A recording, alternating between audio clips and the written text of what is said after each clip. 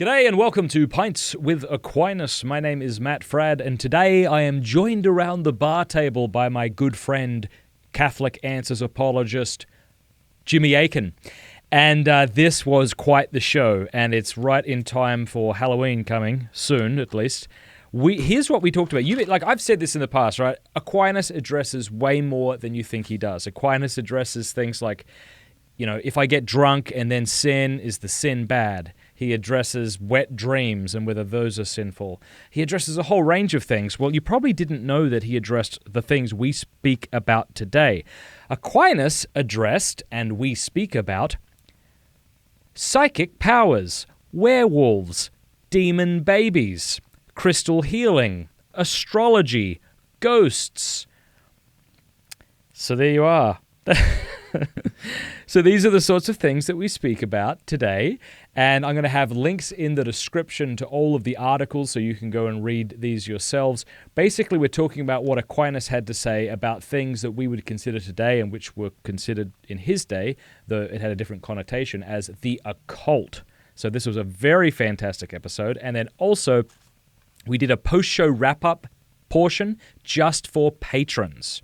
So patrons, as soon as you become a patron, you get access to a whole bunch of stuff. One of those things is post-show wrap-up videos. Jimmy Akin and I just spoke for about 15 minutes on our favorite horror movies and the horror genre in general and where it goes too far and where it can be helpful and why people enjoy horror. And I shared some horror movies with him. He shared some with me that I'm really excited about watching. To get access to that, become a patron at patreon.com/MattFradd, and we'll have that up today for you. But before we jump into today's show, I want to say thanks to Hallow. Hallow is a Catholic prayer app that will help you grow in your spiritual life. It has 5-star ratings on the App Store. It's the most popular Catholic app in the United States, and probably anywhere, let's be honest. It's fantastic, very sophisticated, 100% Catholic. There's something in it for everybody. So if you're just beginning to pray and want to be more consistent, go to hallow.com/MattFradd, check it out. Or, if you've been praying for a while but you want to take your prayer life to the next level, hallow.com/MattFradd. Seriously, check it out. It's amazing. It has free content all the time. You can also get access to everything on the app by going to hallow.com/MattFradd. They even have sleep stories, people reading the Bible like Father Mike Schmitz and myself even, and Jonathan Rumi from The Chosen who plays Jesus. Check it out, hallow.com/MattFradd. It's really good. It's really good. It's really good to see an app that is, not only really Catholic, but also really well produced. So be sure to go check that out. Here is my interview with Jimmy Akin.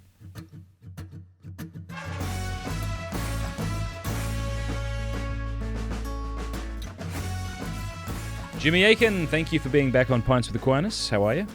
Doing fine. Glad to be back. How's life in California under the lockdown and fires? I don't know if they're affecting San Diego. Oh, yeah, there's one to the east of here, but fortunately it's up in the mountains, so it's not a particular danger at the moment. Mm-hmm. Very good. Well, thank you for being on. I think I was telling you that I'm a big fan of your podcast, The Mysterious World of Jimmy Akin. Did I get that right? I didn't, did I? No, real close. Jimmy Akin's Mysterious World. Right, yeah. Okay. Yeah.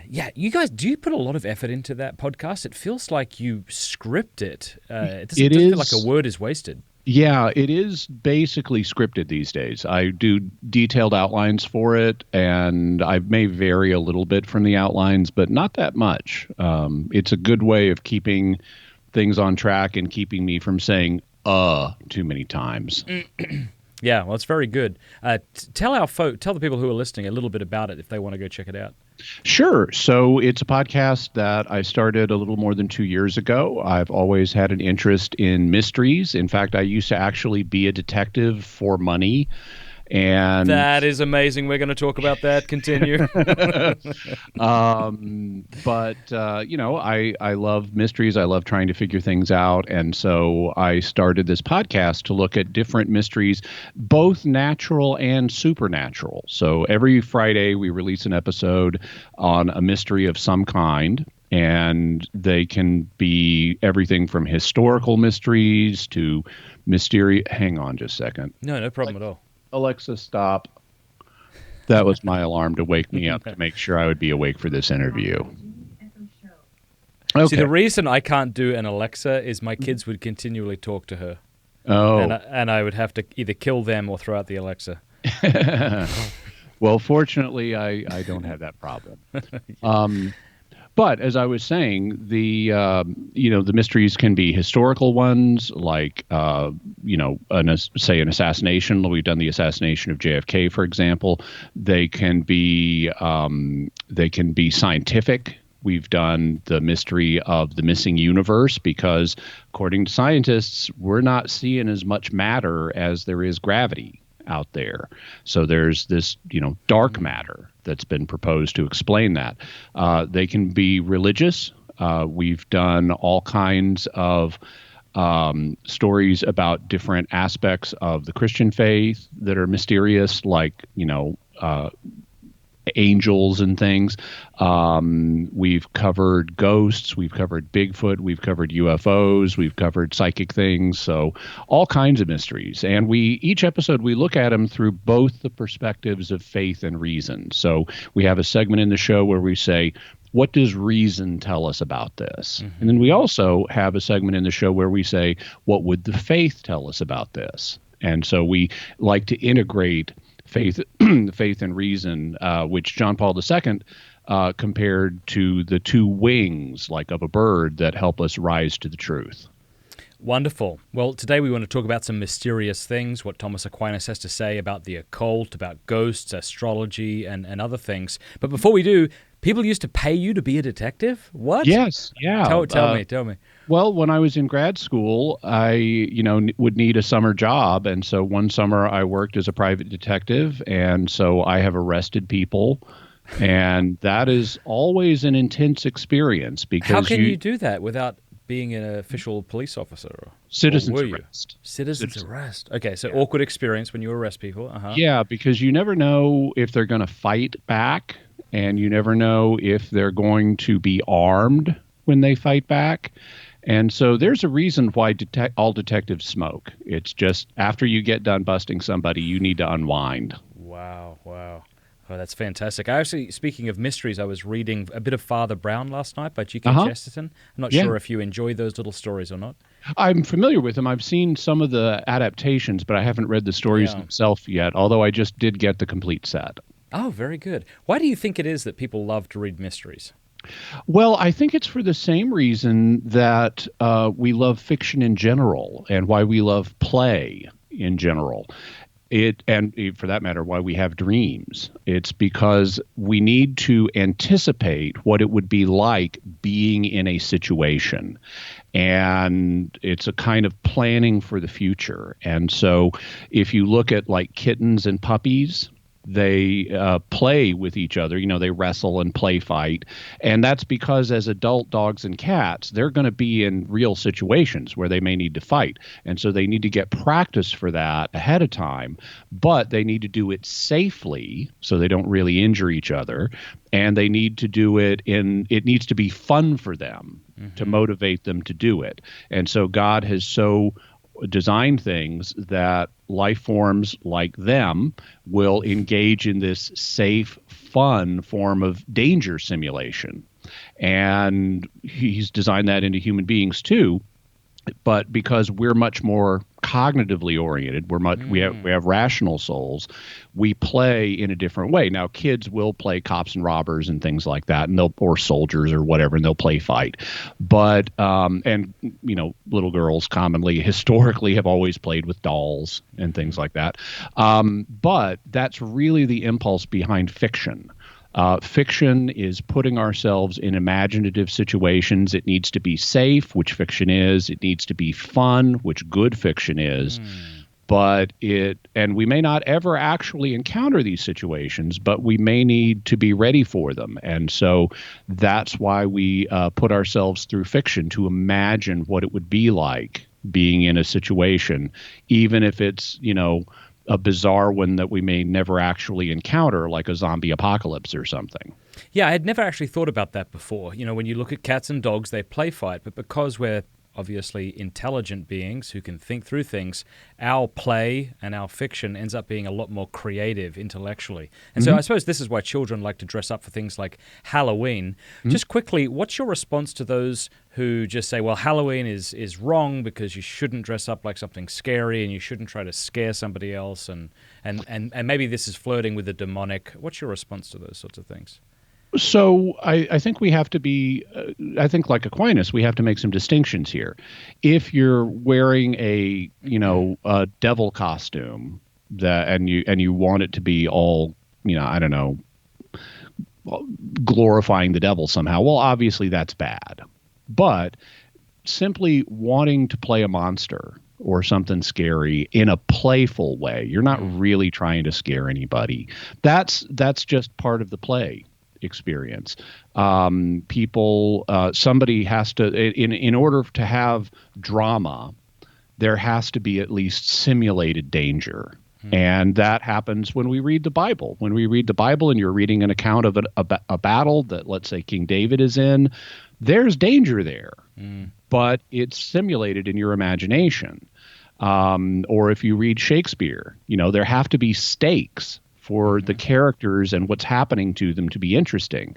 And if you're watching a passion play, somebody has to play Judas. So there's nothing intrinsically wrong with playing a part that generates simulated drama. But in the process of that, you don't want to glorify evil. You don't want to. It's okay to play Judas, but you don't want to make Judas out to be the good guy. Would you say that there's and I'm asking these questions because Halloween's coming up, so I know this is going to be a great breakaway clip. So thank you for letting me divert you here. But would you say, in fact, I'll send you a link to a video I did a few years ago about this very subject. Yeah. So do you think that's a thin line then? Because like my sister and I like to write little horror stories, and I actually enjoy watching horror films. And I wonder what it would mean to glorify the villain. Would that just simply mean he comes out on top? Does the good guy always have to win? Is that the good guys can lose because that's something that happens, in life. In life, the good guys can lose, and so that needs to be part of our awareness too. What it means to glorify evil is somewhat harder to, quantify other than saying portraying evil as good. I mean, that's really what that means. That's right. If you portray something horrific, like in horror fiction, if you portray something horrific as horrific, this was really bad, then it's not glorifying evil. And it's okay to experience, we're attracted to simulated danger. I mean, this is why people ride roller coasters. I mean, in theory, roller coasters are safe, but they're also scary. And terrifying. I just did this 2 weeks ago at Dollywood with my kids, and it's amazing what your mind does as you try to talk yourself into this being an acceptable thing. Like more people die in car accidents. They do this hundreds of times a day. This is perfectly safe. Yeah. But again, it's simulated danger. And we're attracted to that because someday we will have to face real danger. And so it is okay to enjoy the experience of simulated danger as a way of learning how to process those feelings and how to control them and so forth. Yeah, excellent stuff. All right, well, let's move on to the topic we want to discuss today, and that has to do with the occult. Now, my understanding is that people in Thomas Aquinas' day had a different sort of understanding of what the occult meant than we do today. So perhaps we could begin by just talking about the occult as we mean it today and what the church has to say about that. So in contemporary English, occult tends to mean something that's shady and suspicious and often paranormal. So magic would be considered part of the occult. Demons and ghosts would be considered part of the occult. Talking to the dead, by like a medium or a Ouija board, that would be occult. And the church condemns many of those individual practices. Like if you look in the catechism, it's real clear, don't try to talk to the dead and pump them for information. This is different than if God chooses to send a saint to you or let the soul of a departed person manifest to you. But what you can't do is call them up and interview them. Okay, only do that with living people. But the church doesn't have a blanket condemnation of everything you could call occult because the church uses Latin, and Latin is not English. You may have noticed. Yep. And words have different meanings in different languages. And in Latin, the word occultus simply means hidden. And so anything that's hidden in Latin is occult. And since Aquinas spoke Latin, he would refer to anything that was hidden from human understanding as an occult thing. And Scripture does the same thing. If you look in St. Jerome's Vulgate, for example, it talks about God, because God made everything and many things in the world are hidden from man's knowledge, but God may reveal some of those, like, say, through the prophets. And so the book of Second Maccabees refers to God as the revealer of occulta, of the hidden things. And so just because something's hidden from man's knowledge doesn't make it evil or bad or shady. It just means it's something we don't understand. Sometimes it will be evil or bad or shady, but sometimes it's just something we don't understand or fully understand. And so in Latin and for Aquinas, occult had a more neutral meaning that didn't automatically mean bad. And so what were some of the things that Aquinas addressed that we perhaps would still consider occult today? Well, he addressed astrology, crystal healing, sortilege, werewolves, Wow. demon babies, What? psychic powers. Okay. So lots See, of different. that makes sense. Demon babies, I would never have guessed. What does he say about demon babies? Well, he says that angels and the fallen angels, demons, are capable of, because they can affect matter. I mean, when God sends them in the Bible, they do stuff. And so they can affect the material world. And one of the ways they can do that, and this is also shown in Scripture, is by appearing in human form.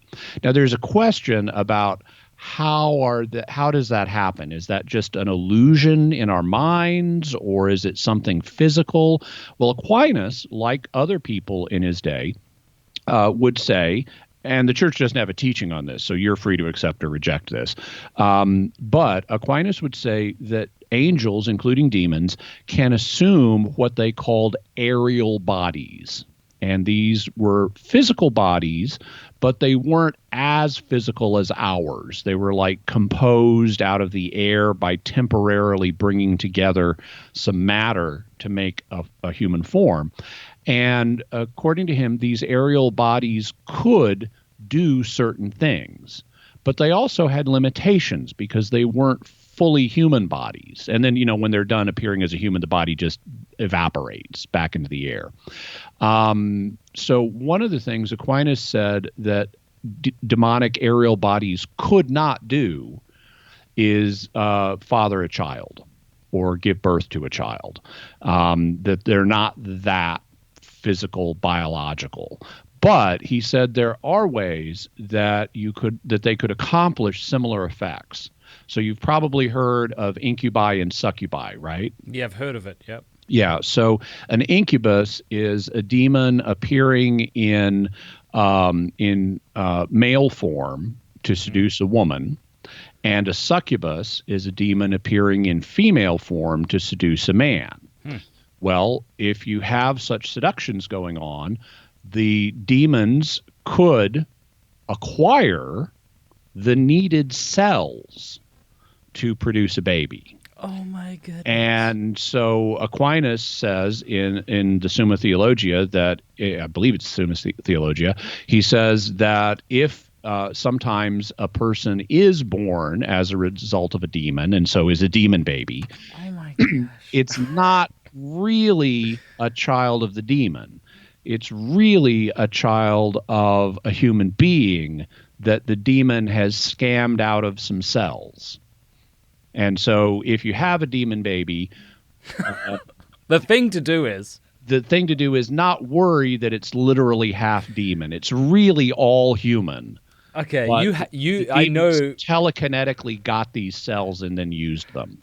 You just know that people are going to be listening to this being like, there is no way. So here's what you have to do. After our conversation, you have to send me the direct links to these articles in the Summa so I can put them in the description below, because sure. that sounds wild. Yeah. So the idea is a demon can take on, say, a male form, impregnate a woman with right. Well, cells that he... First, what he'd do is he would appear as a succubus, as a woman, and get the male cells, and then he'd turn into an incubus and seduce a woman and deposit the male cells. Cool. Sweet. And so Aquinas says this is possible. It's possible. Possible, but not likely. Well, he doesn't really address whether it actually happens, at least in what I've seen, but this is how he says it could happen. Okay. Werewolves. Okay. So this is another limitation. Now, there are reports down through history of people turning into wolves or other animals. And actually on Mysterious World, we did a whole episode on werewolves and the various historical bases on these. And there are some. One of them is rabies, the disease rabies, because it makes you become aggressive and you're foaming at the mouth, and it also makes it hard to talk, so you're making this kind of barking sound, and you lose your mind and get aggressive. And rabies is something that has been the basis of some werewolf accounts. There's another condition, I'm blanking on the name of it right now, but people will grow hair all over their bodies, including their faces, up to their eyes. And there was actually a famous gentleman in Europe. I think his name was Peter Gonzalez. But he even married a noblewoman. He was kind of an unusual guy in a European court, but he had this condition. And you look at photos of people today with this condition, and it's like, wow, that really looks like Lon Chaney out of The Wolf Man. I'm gonna look this up so I can show people. So what would I type in to find that? Try typing Petrus Gonzalez werewolfism. Wow. Or lycanthropy. Gonzalez. Okay. Werewolfism is not... I'm really hoping that it corrects what I just wrote, because it definitely didn't look good. Oh, wow. All right, so we're going to go to images. And a lot of these just seem like kind of mythical renditions of that, but okay. But you're saying that you can have this condition today. I think I have a friend called Andrew Puttish who has this thing. Not really. He's just super hairy. Okay. Yeah. Yeah, no, this one is like hair all the way up to the eyes. Wow. What about like on your hands? Yeah. At least on the backs of your hands. Okay, cool. So werewolf. So what did Aquinas say? So Aquinas would say, and there have been, discussions by various people down through history, including church fathers like Aquinas, and Augustine. Augustine talks about a place in Italy where there was a reputation that these women who worked at a tavern could turn you into a beast and then get you to do labor for them. And he thought Augustine, yeah, he thought that's not really what's happening. You're not really becoming a beast. You may feel like a beast and think you're a beast, but you're actually not. And that's kind of like what Aquinas said. Aquinas said that demons, because God's not going to be turning you into a beast, at least under normal circumstances. So if anyone's turning you into a beast, it's probably demons. Yeah. Well, Aquinas would say they can't literally do that. They don't have the ability to manipulate matter to that extent that they could change what species you are. But he says they could trick the human senses into thinking that someone has turned into a beast. And so Aquinas would say some werewolf accounts or other beast transformations, because there's also like werebears and things like that, that they're caused by illusions that demons would create, but they're not real physical transformations. So does he use the term werewolf or the equivalent in Latin? He doesn't use the term, but he does talk about the principle. Awesome. Okay. Well, we've done demon babies and werewolves. I'd love to talk about ghosts. What do we mean by ghosts? Well, ghost is... So English as a language has this has this weird history with that gives it a double vocabulary, because originally English was a Germanic language that came from like Scandinavia and Northern Europe. But then in 1066, the French conquered it, and they brought in this Romance language that's based on Latin. And of course, the church was also evangelizing, and so you got Latin and English that way. But English has this dual vocabulary we frequently have at least two words for the same thing, one Germanic and one Latinate. Well, in Latin, the word for spirit is spiritus. And so we talk about spirits, including the spirits of departed human beings. Well, in German, the word for spirit is Geist. Right. Which we bring into English as ghost. So a ghost is just a spirit. That's why we talk about the Holy Spirit also as the Holy Ghost. And so, departed human spirits exist, and that means departed human ghosts exist. The question is, do they ever appear to people? And Aquinas says yes.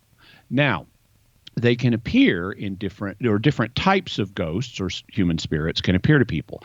Obviously, he, like other Catholics, believes that the spirits of the saints, like the Virgin Mary, can appear to people if God's giving someone a private apparition or something, private revelation.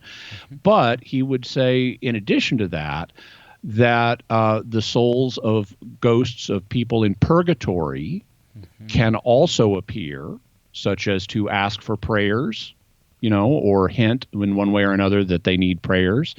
And also, he would say the ghosts of the damned can appear to people by the providence of God, he says. And he, as a purpose for this, for why God would allow this, he speculates that God may allow the damned to appear in some circumstances to scare the living.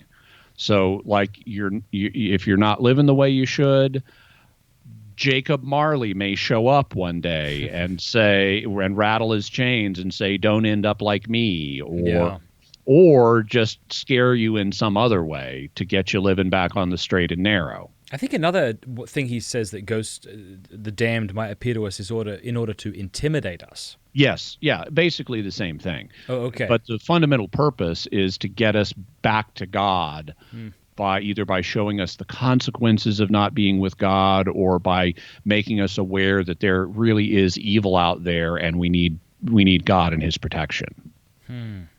So yeah, that's really interesting. I had thought before, because I think when most people think of ghosts, they think, okay, that was some natural phenomena that the person mistook to be supernatural, or they might think it's demonic. But it's interesting that Aquinas says that both the blessed can appear to us, which I suppose we understand to be true if we take private revelation seriously, but then also those in purgatory who would beseech our prayers. That's very, very interesting. Recently, I researched a case that happened here in America back in the 1790s. This is a story called The Wizard Clip. And I actually did a Mysterious World episode on this, but this is an early American Catholic ghost story. At the time, it was in Virginia. Now it's a town in West Virginia. But there was a family who were not Catholic, and they took in an Irish traveler. And while the traveler was staying with them, he got sick, and he said, "I'm Catholic. Can you please get me a priest to give me the last rites?" Well, at the time, there were almost no Catholics in America, and it was very hard to get a priest, and they didn't even have a Catholic church in the area. They would have these roaming, itinerant priests who would come around and say mass in somebody's house. Well, since this family wasn't Catholic and there was a lot of anti-Catholic prejudice and it was really hard to get a priest, they didn't. So the guy dies without the last rites, and the night he dies, bizarre things start happening, and they keep happening, and they start getting more bizarre. And eventually they brought in, and some of them were destructive, but others weren't. And the family eventually brought in priests to deal with the situation. Who said mass in the house and did an exorcism, and the destructive stuff stopped. But the non-destructive stuff kept going, and there would be this voice that would exhort them to pray for the souls in purgatory, and the whole family became Catholic. And this story, by the way, is called the wizard clip because they would hear, as part of the phenomena, they would hear this weird clipping sound, like scissors being or shears being clipped. And today, the town is actually often called Wizard Clip, and the natives are called Clippers. And they have little plaques all over the town commemorating the event. But it was investigated by American churchmen at the time who thought this was quite real, including the Archbishop of Baltimore at the time, Archbishop O'Connor, the first bishop in America. So it's an example of how these kind of ghostly phenomena can happen and can be pretty well documented. That is really interesting, because whenever I hear of alleged accounts of ghosts, it does tend to fit that description. They don't appear, at least from these people retelling it to me, that they're demonic, that they, something horrible and that, I don't know, would just lead you to think it was demonic, nor is it like a saint revealing something to them or Jesus Christ or our Blessed Mother. It tends to be like these bizarre things. Yeah. That they say, well, that was my grandpa or that was my uncle and this sort of thing. Yeah, and sometimes, I mean, we always have to be careful in these situations that we're not confusing a natural phenomenon for a paranormal one, because, I mean, there can be things like bubbles in the water pipes that go bang in the middle of the night as they move around your house's heating system. So we're not talking about that. This is like way beyond that, and is quite well documented in the accounts of the time. I mean, we have firsthand accounts from the people who were involved, including a priest named Father Glitzen, who is currently up for sainthood, who investigated this. The wizard clip. Where would I learn more about that if I wanted to?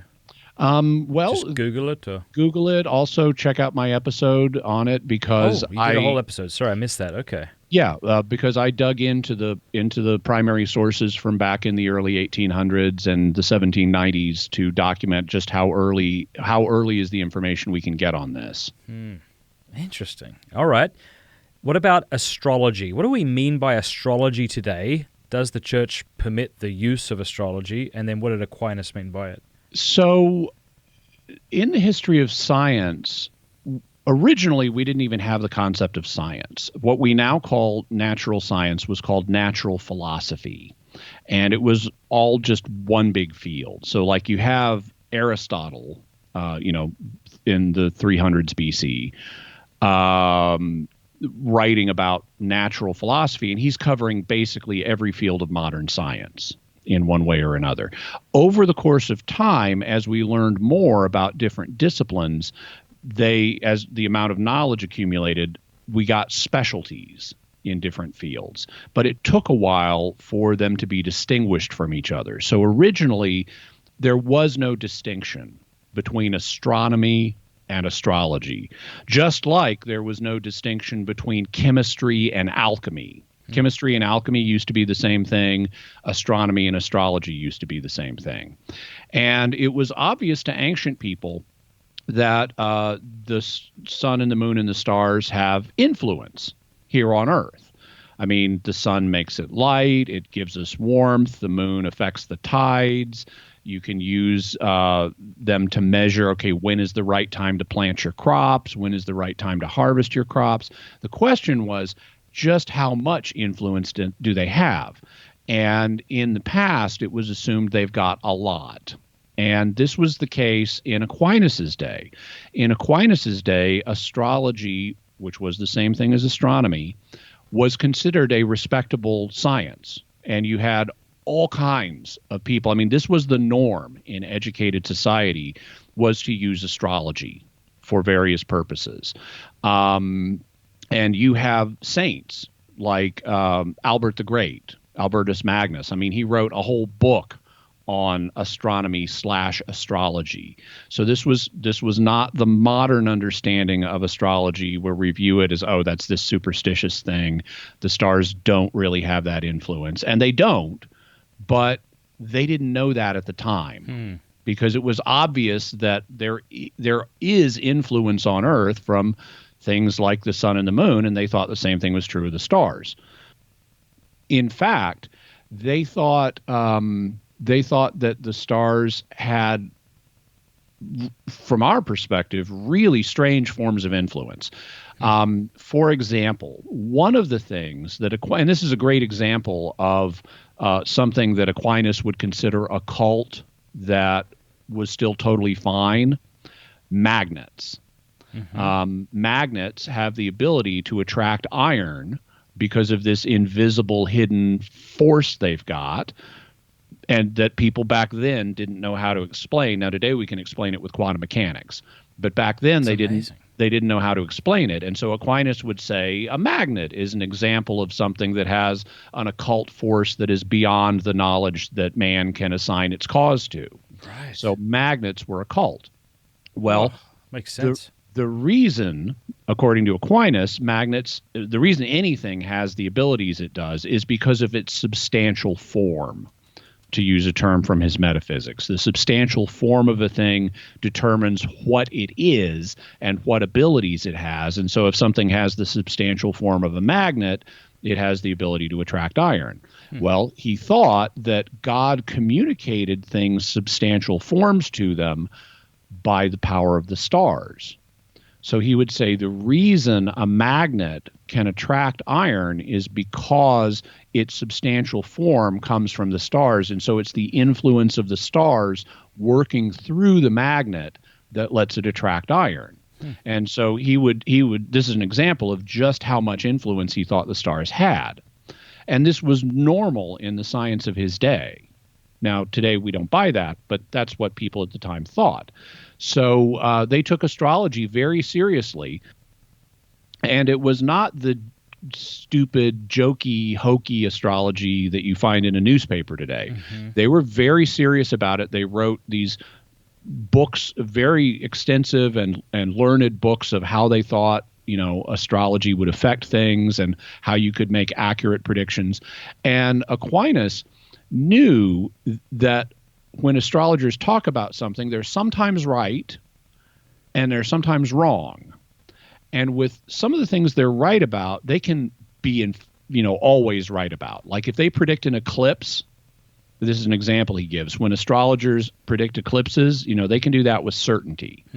But then there's a class of things, he would say, that they can't predict with certainty, but can for the most part. And this would include things like storms or famines or things like that. And then there's a class of things they really can't predict. And the things they can't predict with at least with reliability are free will decisions. Because humans have been given free will by God, and so we can make our own choices. But even though we have freedom, Aquinas would say, that doesn't mean the stars don't influence us. So just like the stars influence magnets to give them their abilities, the stars, Aquinas said, can influence our human nature by, for example, making a given man passionate or angry or something like that. So they could affect our feelings. Then we have the free will choice of, do we go with our feelings or do we resist them? And so he would say that since most men just go with their feelings and don't choose to do the nobler, harder thing, astrologers could predict that, oh boy, there's going to be a bunch of people in this country who are going to be really mad and they're likely to go to war. And so astrologers could predict things like wars in a probabilistic way. They can't say for sure it's going to happen, but they could say the stars are going to make a lot of people angry, and that's going to make a war very likely, even if we can't say for sure that it's going to happen, because the king may, by his free will, say, sorry, no, that's a stupid idea. We're not going to war. Interesting. Okay, well, along these lines, where did the idea come from that when there's a full moon, people act kind of more erratically or something to that effect? That is something that goes back. Now, I don't know of a passage where Aquinas discusses this, but it's something that goes back into classical history, and it was connected. Now, I think one of the reasons for this legend is because people are more active during a full moon. because of the extra light. Makes sense, yeah. If you're going to go out at night and do stuff like maybe burgle somebody, it's Right. easier to do that with a full moon than a new moon. Interesting. So I think that just the physical light the moon gives is partly responsible for why certain things tend to happen in a full moon. But the ancients believed that the moon had this influence over all kinds of phenomena that it really doesn't. One of them was epilepsy. Epilepsy in the ancient world was sometimes attributed to the moon, and if someone was having an epileptic seizure, they were said to be moonstruck. That's where moonstruck comes from. And so it's like the moon would cause a person or an animal to have an epileptic seizure. And so that's one of the ways the moon was thought to manifest and have an effect on Earth and potentially cause bad things to happen in a full moon. Okay, well, thanks. Psychic powers. What did Aquinas have to say on this? So they didn't have the term psychic powers at the time. That's actually a very recent term. That was invented in the 19th century. But Aquinas, so, you think about spirits. Aquinas knows we've got spirits, and he knows spirits can influence things because God can influence things and angels and demons can influence things. So would human spirits have the ability to influence things like matter, the same way God and angels and demons can influence matter? Well, he would say yes. Now, it's obvious our spirits can directly influence our own bodies. If in your spirit you say, I'm going to raise my hand, well, then you can raise your hand. The question is, what influence might our spirits have beyond our bodies? Well, according to Aristotelian physics, which was the best physics they had at the time, in order for one thing to affect another, there must be a physical medium connecting them. It's like in order to hear someone speaking, there has to be air or something between you and the speaker so that the vibrations of their voice can get to you. They don't travel across a vacuum. And so any remote influencing ability the human spirit might have beyond its own body would have to be through some physical medium to connect you as the cause of the effect to whatever is being affected. Well, Aquinas said that can happen. At the time, and this is very broad in the Greco-Roman world, it's all over the place in Jewish and Christian and pagan societies, there is a belief in what's called the evil eye. Now, the evil eye can take different forms, but it's understood different ways. But one of the most common ways it was understood is that a person, maybe an old, and this was often attributed to old people, and especially old women, but old people could, if they're mad at you, they could look at you in a way that causes bad things to happen to you. And that's what the evil eye is. And it was thought children were especially vulnerable to the evil eye. So you really don't want an old woman giving a poisonous look to a young child because the young child might be hurt by the evil eye. And so I don't know, maybe the lesson is respect your elders. Yes. But Aquinas said, okay, well, human spirits can have influence on things. And if there's a physical medium connecting one human to another, that influence could be transmitted along that medium. And so, he said, when the spirit is vehemently moved to malice, so you're really mad at somebody, that could get out through your eyes and infect the air, and the air could transmit the harm to another person. And since children are small and frail compared to adults, they would be especially vulnerable to the evil eye.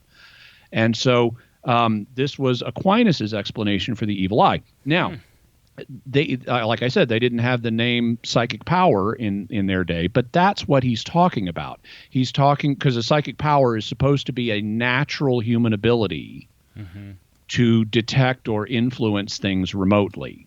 And that's what he's talking about. He's talking about a natural human ability, something built into human nature. This is not a miracle God is doing. It's the demon is not doing this. You are doing this. But you are remotely influencing another person. And so today, this in parapsychology studies, this would be called remote influence or telekinesis. And so Aquinas thought that humans have a weak, obviously not very powerful if it's there at all, because we can't do it easily, but he thought humans have a weak natural telekinetic ability. And that's not the only psychic power he thought people have. He also thought that we have a weak natural ability to know the future. So he and as you would expect, he thought this was because of the stars. But the stars, he thought, influence all kinds of things, like the weather and whether there's going to be a war or not. And so he thought that the influence they have on ordinary events could also have an influence on our imaginations, on our imaginative faculty. And this could then manifest in dreams. So he would say sometimes when you can have a precognitive dream, a dream that tells the future. Now, this could be due to a number of reasons. It could be because God's given you the dream. So it could be not because of the stars, but because of God.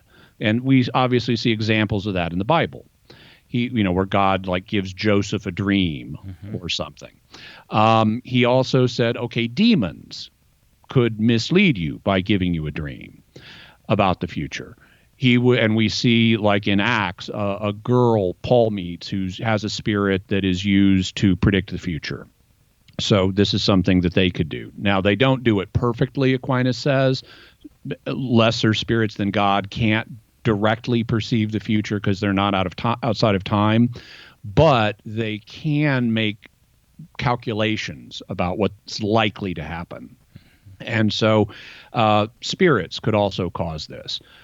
So can random chance, Aquinas says. You could just randomly dream something, and most dreams are random, he would acknowledge. You could randomly dream something. By coincidence, it could happen to come true. Or it could be a self-fulfilling prophecy. If you dream something and think it's going to come true, you might act as if it's going to come true, and that could lead to it coming true. But he would also say there can be natural causes out there in the world that impress, including the stars, that impress themselves on our consciousness, such as when we're dreaming, and we could have this, what he called natural prophecy, distinct from supernatural prophecy, where God gives it to you.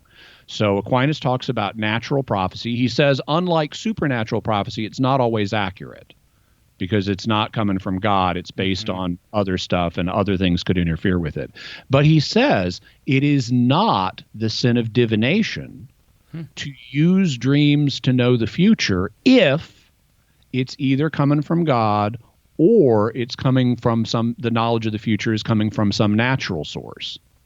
Well, back then, they didn't have the word psychic powers, but what he's talking about, if there were a natural human ability to detect the future or know certain things about the future with, apart from just calculating it, that would be what today we would call precognition. And so Aquinas thought that this was another weak natural human ability. Yeah, fascinating. Before we get into crystal healing, I just want to kind of throw out something that people might be thinking. They might be thinking, look, Aquinas, this all just seems so fantastic. And Aquinas seems to have been wrong on a number of these things. So why take him seriously at all when he talks about metaphysical realities? We have to distinguish between, as Aquinas likes to do, we have to distinguish between a few things. When Aquinas is dealing with scientific matters, he has to be judged against the state of science in his day. And this was all, even though this stuff sounds fantastic to us, this would have been totally normal to people in the 1200s. This is we're not in controversy area here. All these things. I mean, Right. This was just the science of their day. I was going to quickly interject there, just like false things we believe today that are apparently backed up by scientific evidence will seem absurd 200, 500 years from now. Exactly. A lot of our beliefs, scientifically, that we think we've got evidence for, the evidence is not as shaky, is not as solid as we think. And in 500 or 1,000 years' time, that's going to be obvious. So people are going to look back and say global warming or whatever it may be. Yeah. That's the scientific fad of the day. So Aquinas is doing the best he can with the science of his day, but when he's dealing with non-scientific matters like metaphysics, well, metaphysics is philosophy. It's not science. And so it relies on a different set of principles. And so if the underlying metaphysical principles that Aquinas uses are accurate, then the conclusions he draws from them should be taken as accurate. Just like if the scientific things he was talking about had been accurate, the conclusions he drew from them should be accurate. I mean, if it was true that the stars had the kind of influence he thought, then his reasoning would be sound. Turns out the basis was not solid. The stars really don't have that influence. But in the case of metaphysics, the principles are not grounded in a way that shifts scientifically. They're more fundamental than that. Similarly, when he talks theology, he's basing that not on the scientific ideas of his day. He's basing that on things like Scripture. And so you have to. It's the garbage in, garbage out principle. Right. Aquinas is a good reasoner if he's given good data from a given source, whether it's theology or philosophy or science. He'll come up in the main with good analyses of that, but you have to ask the question, how good is the data he's being given? Yeah, it takes a nuanced view, doesn't it? Because on one end of the spectrum, you'll have people who'll see some of this stuff and say, well, you can't trust him with regards to anything. But on the other end of the spectrum, I can see some people, maybe particularly in the traditional camp, who wouldn't want to question Aquinas on anything. So, for example, and I want your take on this, one of the things Aquinas says when he talks about nocturnal pollutions is the idea that maybe we had I think he talks about eating meat and how this can sort of stimulate the passions. And I think there is this idea among the ancients that when you eat red meat, this can make you more passionate. But I actually heard someone say that to me the other day as if it were a fact. And I think their only basis for thinking that was Aquinas said it. So, that would be a scientific claim. That would be, right. And so I would want to know, have there been modern scientific studies that would back that up? And as far as I'm aware, the answer is no. Well, it was funny because this person was of a traditional bent and not terribly friendly with vegans. And I said, well, if that were true, wouldn't that make vegans just super placid, gentle people? And she wasn't willing to go along with that. But that is interesting. Like, we have to make these distinctions. This is why Jesus Christ established a church, to be able to guide us as we read Scripture. We can't hang our hat on one particular saint and say he's right and everyone else is wrong, no matter what. Well, and Aquinas himself would not want us to just take everything he says uncritically. Exactly. He himself was an integrator of knowledge from multiple different fields, and he would want us to take a similar approach and be open to knowledge coming from multiple different fields. Well, finally, crystal healing. I remember when I was about 17 years old, I still wasn't yet a practicing Catholic, but I was beginning to be open to spiritual sorts of realities. And I very much liked the New Age spirituality because that seemed mysterious without placing any sort of demands upon me. I remember getting a book on crystals and the healings that can be got from them. That was just an interesting thing that came to mind. But what did he have to say about crystal healings? Well, this one's kind of short, so we may want to talk about another subject beyond this. Sure.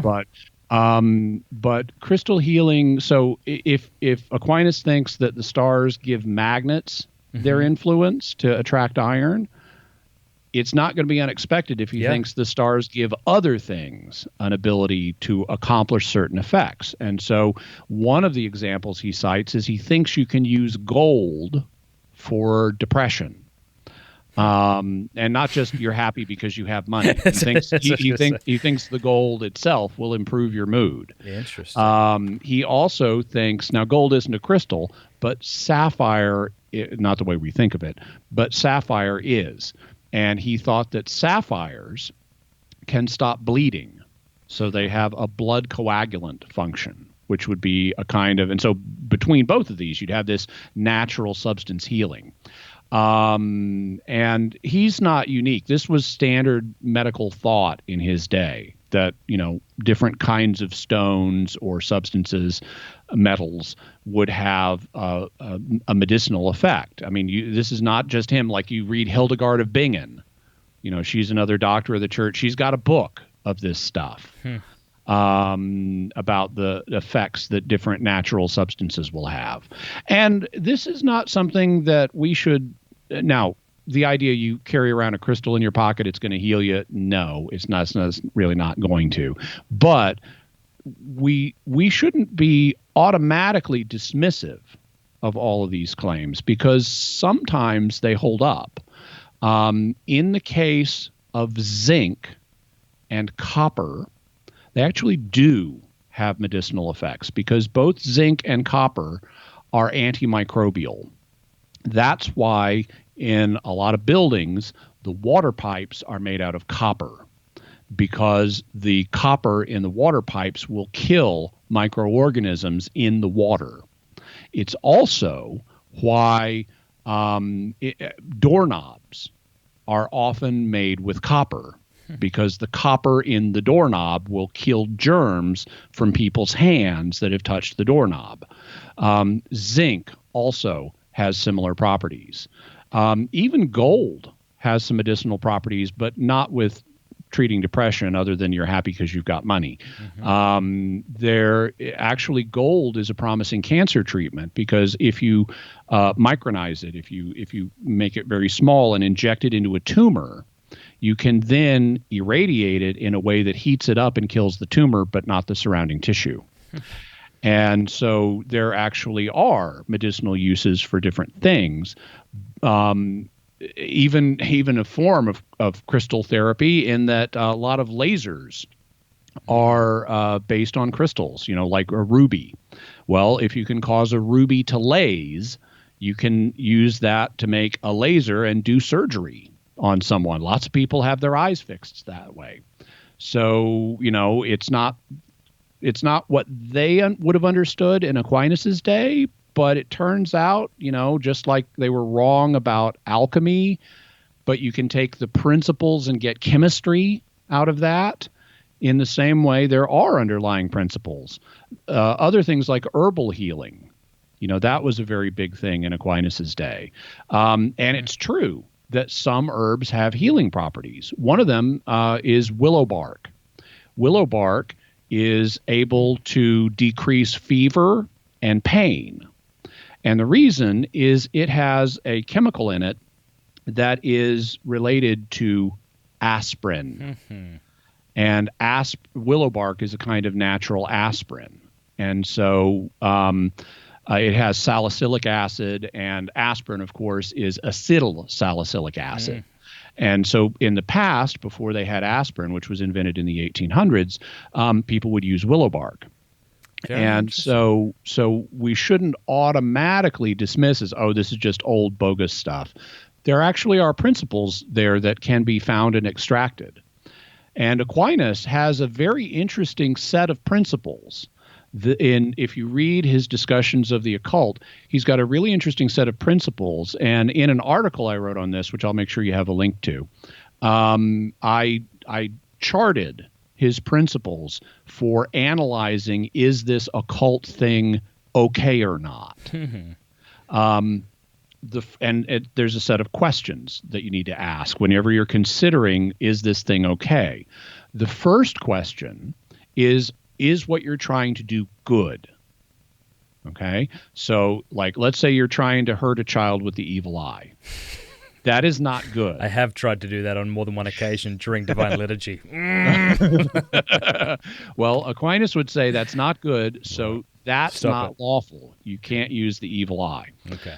But suppose what you're trying to do is fundamentally good, like heal somebody. Well, the next question is, will the method you are using actually work, or is it expected to work?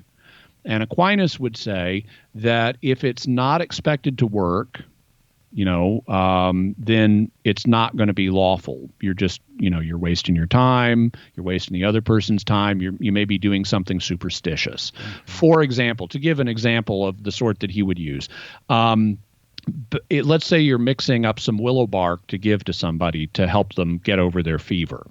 Well, if at the same time you are praying to a pagan god, that's not going to add any. Well, actually, not. Let's do a different one. Let's say as you are mixing up the willow bark, you believe you need to turn around 3 times and spit on the ground in order to make the willow bark effective. Well, okay, the turning around 3 times and spitting on the ground isn't going to help the person. So Aquinas would say, don't do that part. But you can mix the willow bark. So strip out any superstition you have that's not really going to be effective. You only want to focus on the effective stuff. Okay, so you've got the willow bark. You know it's going to be effective, even though you're not turning around 3 times and spitting on the ground. Mm-hmm. Is the effect that this thing is going to have purely natural? If it's purely natural, Aquinas would say you can do it. So since the willow bark has this natural effect to reduce people's fever, you could go ahead and do that. But what if the effect isn't purely natural? What if you're invoking some kind of intelligence for help? Well, if it's a pagan god or a demon or something like that, you're not allowed to use those sources. And Aquinas would even say pagan gods, to the extent they're real, would be demons. So don't have any involvement with demons. But what if you're not doing that? What if you're saying the Lord's Prayer when you're mixing up the willow bark, or making the sign of the cross over it, and you're asking God's help? Okay, we're almost there, but there's one more question you need to ask. You're invoking the right people if you're talking to God or the angels or the saints. Are you being reverent? Because you can be irreverent in the process of invoking them. You can be superstitious in asking God to do something for you. So if you think, in order to make this willow bark effective, I have to say the Lord's Prayer 3 times and make the sign of the cross 7 times.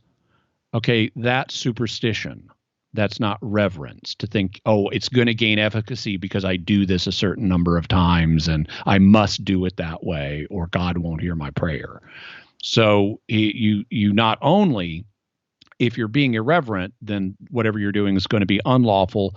But if you're being reverent, it's going to be fine. So basically, if you want your practice to be lawful in Aquinas's view, you need to be doing something good. It needs to work, and it either needs to have a purely natural effect, or if you're talking to somebody, it needs to be the good guys, God and the saints, the angels, and you need to be reverent.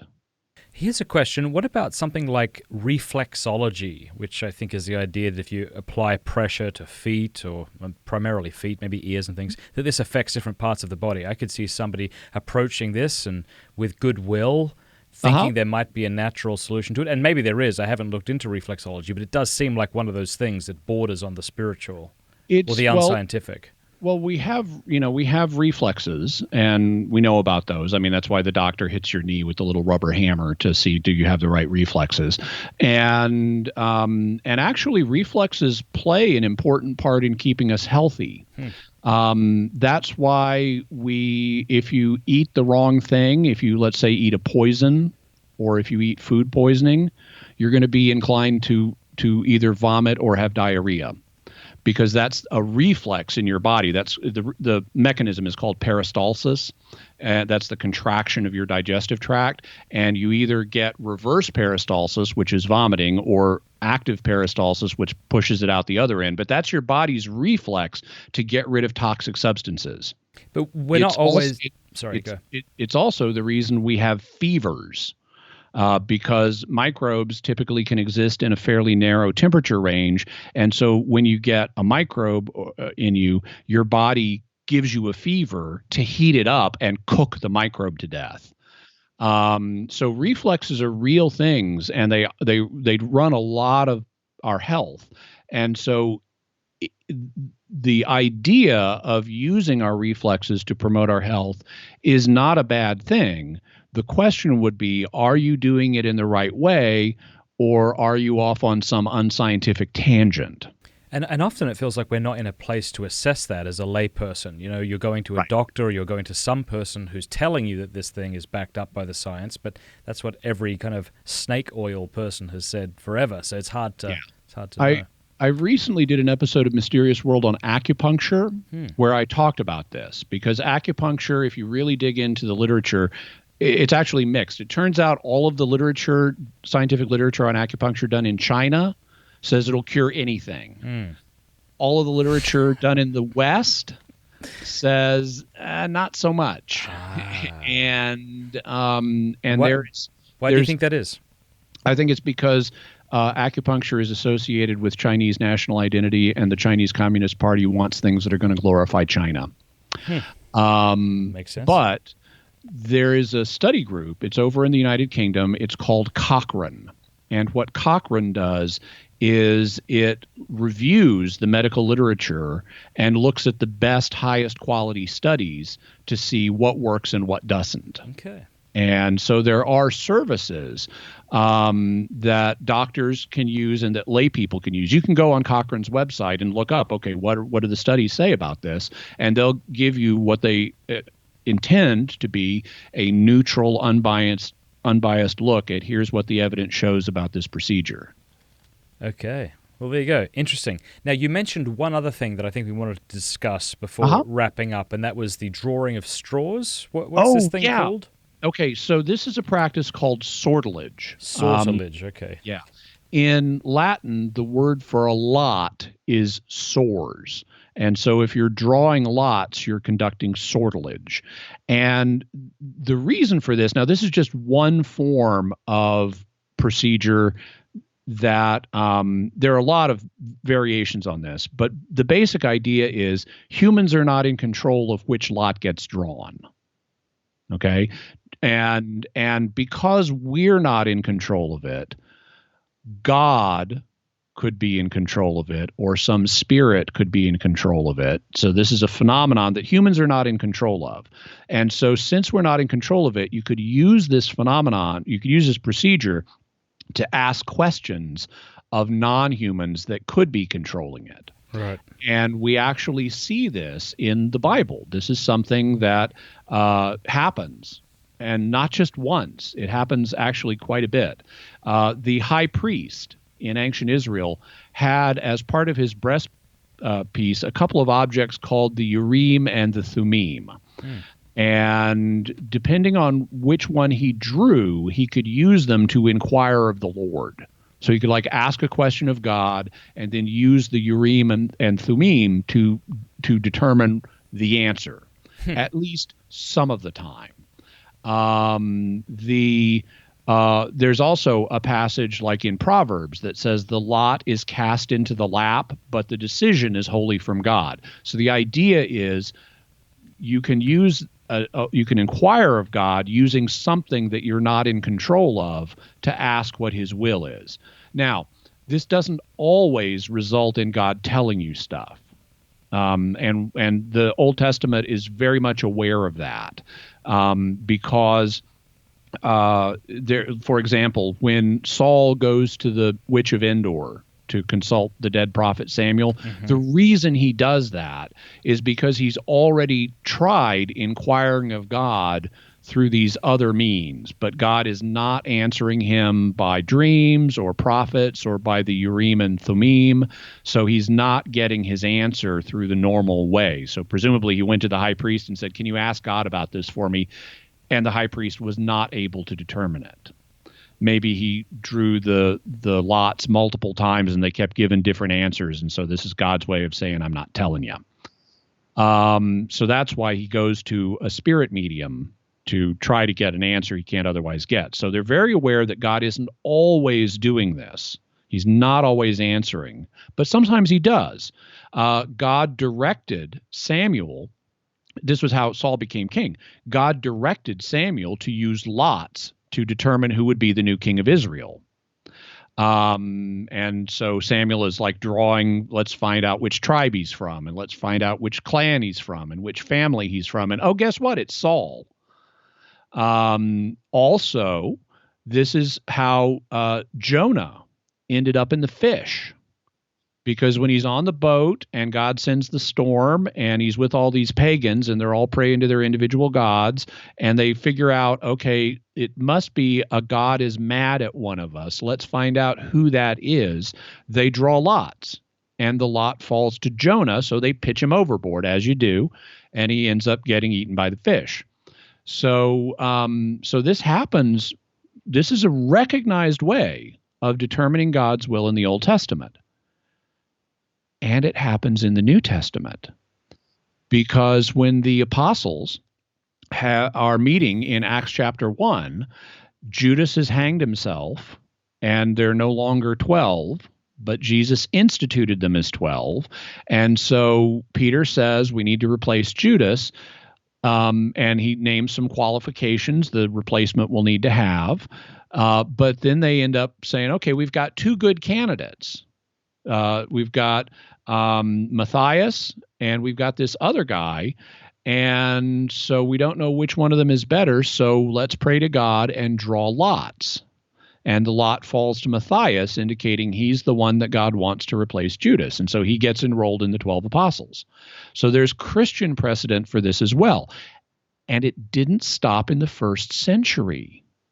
This has continued to be used in various Christian circles. It's sometimes used in Eastern Orthodoxy, and it's always used in the Coptic Church in Egypt when they elect a new Coptic pope.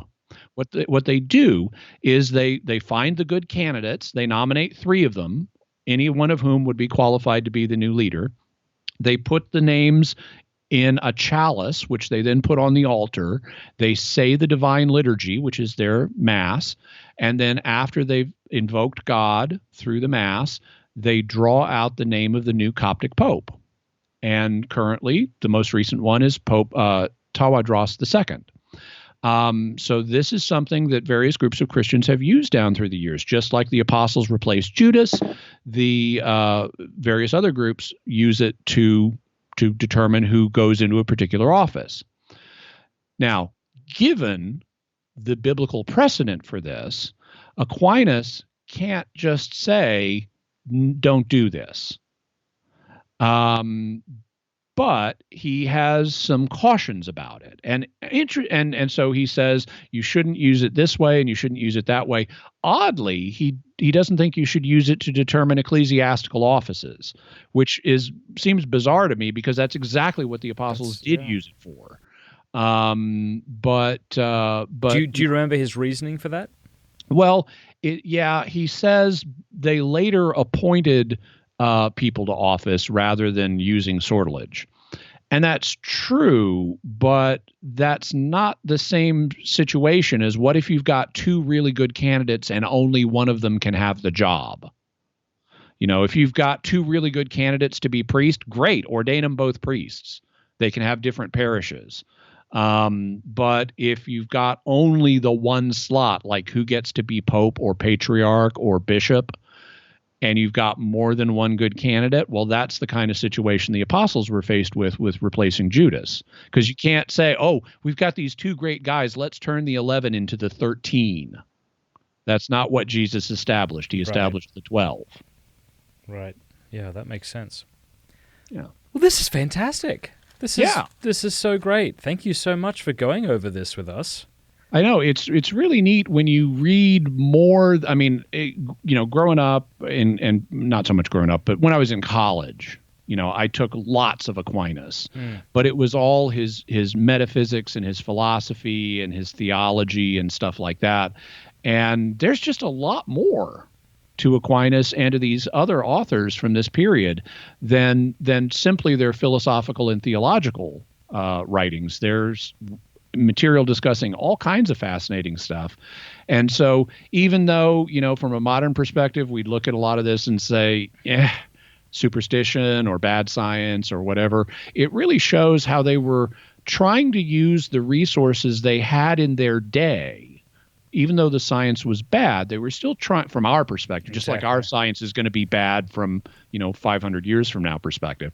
They're still doing what they could to reason with it. And Aquinas is a really great example of that. I especially like his kind of questions to ask to determine, is this lawful or not, to sort the good from the bad, and not automatically say just because something is hidden from our knowledge, just because it's occult, that means it's automatically bad. No, he's got a procedure to help us sort the good from the bad as we work through those questions. Wonderful stuff. Well, as we wrap up, Jimmy, anything you'd like to tell our listeners and viewers about? We've talked about your fantastic Jimmy Akin's Mysterious World podcast, which people need to go and check out, and I'll put a link below in the description. But anything else you're working on or have just produced?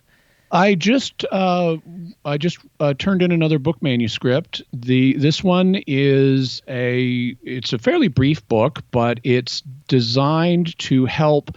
It's designed to do two things. One of them is to help bring people back to church, because a lot of people have been out of the habit of going to church due to the COVID crisis. But it's also meant to be something you can hand to a non-Christian and say this, or a Christian but a non-Catholic, and say this will explain in a simple, easy, friendly way why you should believe in God and in Jesus and why you should become Catholic. And the title of this is still being determined, but it's going to be called something like The Words of Eternal Life. It's based on on Peter saying in John 6 that Jesus has the words of eternal life.